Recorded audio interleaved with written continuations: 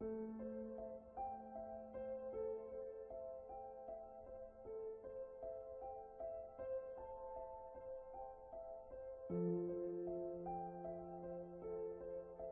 might ask yourself why the orders we showed in part 1 are so important for our fall of the Cabal.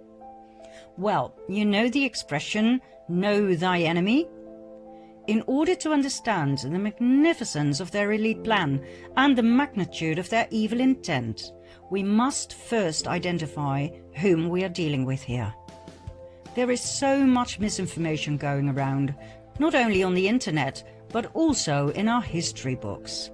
That, by the way, were never written by neutral observers, but always by the winners. If you don't understand where the Cabal comes from, how far back they go in history, if you don't know how we were led to believe that all of these orders and movements were separate entities that came and went in history, independently and rather harmlessly, then you will most certainly not understand nor believe the true identity of the Cabal. You will miss the fact that we find ourselves at the final stage of their master plan. And if you don't fully comprehend in which danger we find ourselves, you will not know what to do at the moment suprême. That is why we make this documentary, so you can wake up, see through all the lies, and take action to claim your sovereignty back. That's when you'll understand what we said in the previous series. History books will have to be rewritten. Okay, let's see where and when our two storylines meet, shall we? It was in 1748 in southern Germany, Bavaria, in a small town called Ingolstadt. A boy was born. His name was Johann Adam Weishaupt. At the age of 5, his father died. The Jesuits took him under their wings and groomed Adam, who turned out to be a highly intelligent and strong-minded individual, to become a professor in canon law at the Jesuit University of Ingolstadt. He rewrote ancient historical documents in which the ideology of Lucifer would eventually lead to the complete control of the world. In 1773, a secret meeting took place between Meyer Amschel Rothschild and a select group of 12 elite Khazarian bankers and businessmen. Remember Rothschild, key player in our first storyline? The excessively wealthy and powerful Ashkenazi Khazarian banker from Frankfurt? Well, Rothschild proposed to join forces and riches with the purpose of world dominance. He had set his eye on Adam Weishaupt, who would be perfect to implement their plans in practice and run their organization. And so, on May the 1st, 1776, Adam Weishaupt founded the Bund der Perfektibilisten, the Order of the Perfectionists, later to be called the Order of the Illuminati. It was the fusion of the financial empire of the Rothschilds and the wealth and power of the military order of the Jesuits. Their goal? The creation of a world government and world dominance. Although Weishaupt's name is commonly known among those who study this material, not many people are aware of the fact that he based his Order of the Illuminati on ancient documents, one of which was a letter that was given to him by Rothschild. This letter, referred to as the Constantinople letter, was old and of extreme value to the Ashkenazim.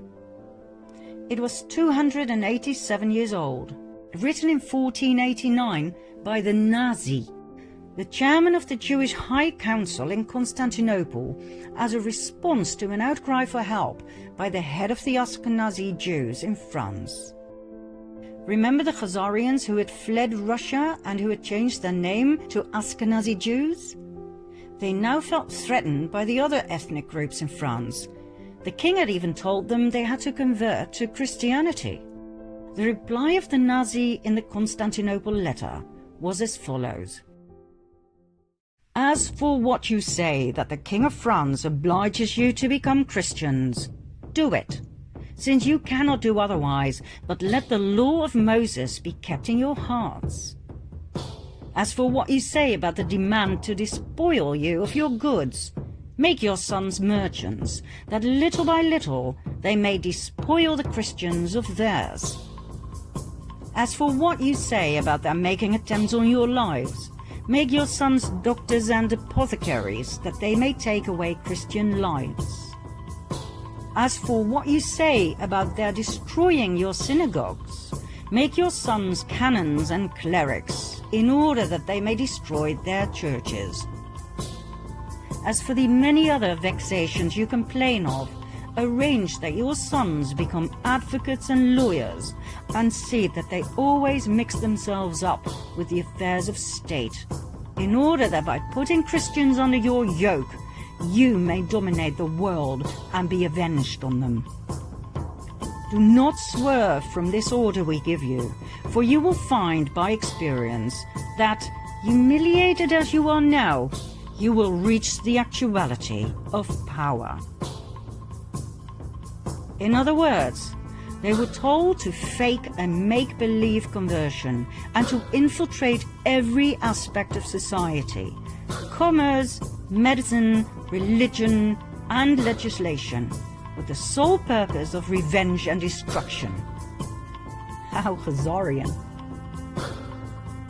Adam Weishaupt founded the Order of the Illuminati in 1776, financed by the Rothschilds, based on this letter, that, by the way, was based on an even older document, more about which in part 4. 1 year later, in 1777, Weishaupt joined the Grand Orient Masonic Lodge. He made over 2,000 Jesuits head of the many lodges across the world, thus establishing a massive empire of power, in which the Jesuit order was the spider in the web. Weishaupt then officially left the Jesuit order, so that no suspicion would ever be drawn to the involvement of the Roman Catholic Church and the Jesuit Council in the illustrious plans of the Illuminati. The Rothschilds used their riches to finance wars, as they had found out that by financing both sides of each and every war, they would always win financially. They knew no scruples, no mercy. The alliance of the Luciferian Khazars and the Jesuit order had only just begun. Their goals? Personal gain, wealth and power. The submission of the royal families. The annihilation of the infidels. Protestants, Calvinists, atheists, Muslims, Jews, in other words, the destruction of all religions except the Roman Catholic faith. The destruction of all governments, world dominance of the Pope, and revenge. Revenge on each and every one who had ever betrayed them. Revenge on Russia, first and foremost, the country that had expelled the Khazars. But not only that. Remember the vengeance of the Jesuits on the Pope, who had betrayed them? Well, they weren't done just yet. For the European kings of France, Spain, England, Austria, and so on, who had banned the Jesuit order, were about to have a taste of their wrath. The first pawn the Illuminati alliance put forward was Napoleon Bonaparte. The fact that the French Revolution was indeed orchestrated by elite secret societies was documented and proven by the French Jesuit Augustin Barruel. He wrote an influential account in which he focused in particular on Adam Weishaupt, founder of the Order of the Illuminati. According to Barruel, the French Revolution was orchestrated by Freemasons and philosophers like Voltaire and Montesquieu. We'll get back to Barruel in a later stage, so remember his name. Napoleon's advisor was a Jesuit, Emmanuel Sillet. He advised Napoleon on where to go and what to do. In today's language, we would call Sillet his handler. According to many historians and researchers, the Jesuits were the ones who orchestrated and directed the French Revolution and the outcome. Napoleon was a Masonic Grand Master. He was chosen and initiated by the order to play a key role in their planned revolution. Napoleon's brother, Louis Bonaparte, was made Grand Master of the Grand Orient of France. His wife Josephine was a member of the Mason Rite of Adoption. Under Napoleon's rule, the number of lodges in France grew from 300 to 1,220. Napoleon was a puppet of the cabal. We were led to believe he was the front man, but he was not. The hidden hand that some historians believe was to cover an ulcer, seriously, was actually a common Masonic gesture called the Sign of the Master of the Second Veil. Many world leaders have shown this sign throughout the ages. The French Revolution started in 1789 and lasted for 10 long and bloody years of absolute terror. It was the master plan of the Jesuit Council to take revenge on France, to destabilize the country through war, and to destroy the French crown. Their tool? The Jacobins, an extremist political movement founded by none other than Napoleon's advisor, the Jesuit Sieyes. The Jacobins caused mayhem across France, rioting, plundering, murdering everyone who stood in their way. They left behind a trail of death and destruction wherever they went. The Jesuit plan worked. The guillotines worked overtime.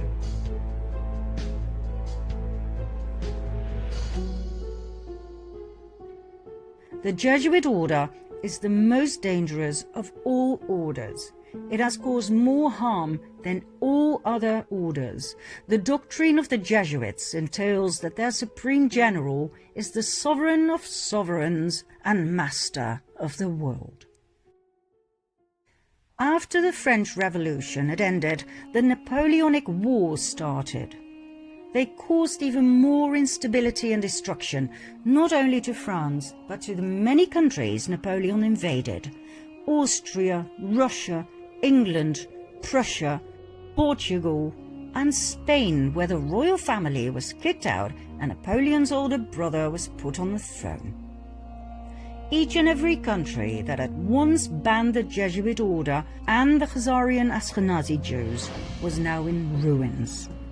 This was one of the order's most dominant passions: revenge. During the Napoleonic Wars, the Illuminati Alliance deployed their most successful strategy. They financed both the French and the English army. It simply didn't matter who won. War was an absolute revenue model. It was the Duke of Wellington who fought Napoleon and who defeated him at the Battle of Waterloo in 1815. Nathan Rothschild, a brilliant and ruthless businessman, had his spies at Waterloo, and he had a private courier system, as he knew that fast communication was vital in business. When it was clear that Napoleon had been defeated, the message was immediately sent to Rothschild, who received the news 2 days prior to anyone else. He then made a brilliant move at the London Stock Exchange. Instead of buying English bonds, the gilts, he sold those he had. The other traders noticed and drew the erroneous conclusion that Napoleon must have won the war. They immediately sold their bonds as well, causing the gilt price to drop dramatically. That was the moment Rothschild made his move. He bought all the gilts he could lay his hands on at a very low price. By the time the others had noticed and frantically started buying again, Nathan Rothschild was excessively rich. The King of England, George III, was now heavily indebted to Nathan Rothschild, who had financed his wars. Not only had the king to pay back his debts, he had to pay interest on top of it. He was now in the pocket of the Rothschilds. I care not what puppet is placed on the throne of England to rule the empire. The man who controls Britain's money supply controls the British Empire, and I control the money supply. Next, 1914.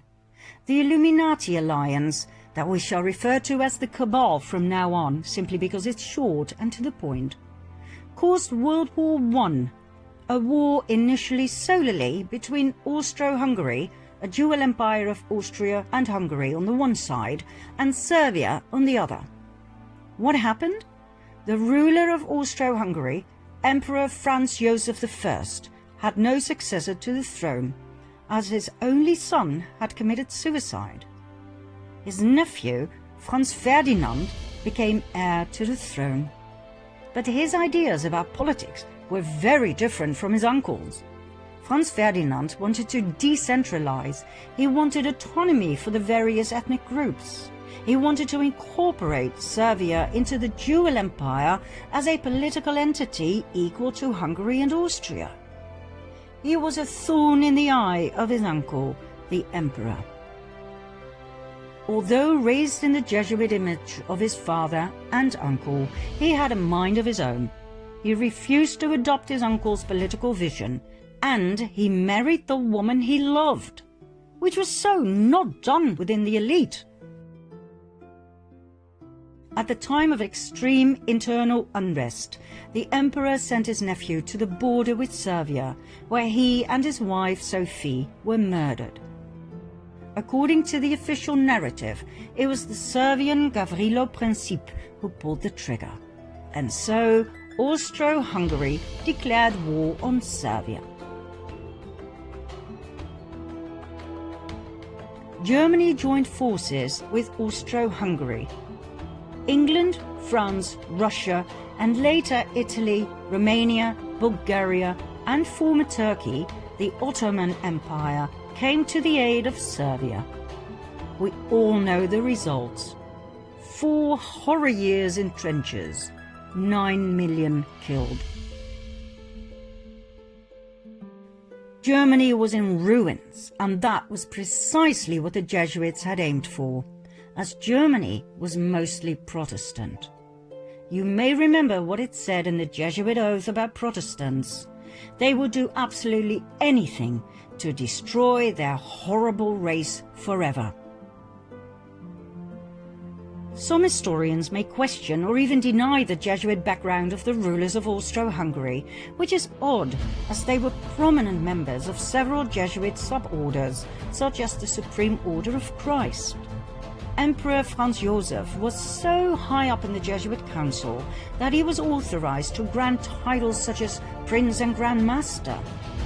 In 1880, for instance, he granted this title of Prince of the Holy Roman Empire to the Grand Masters of the Order of Malta.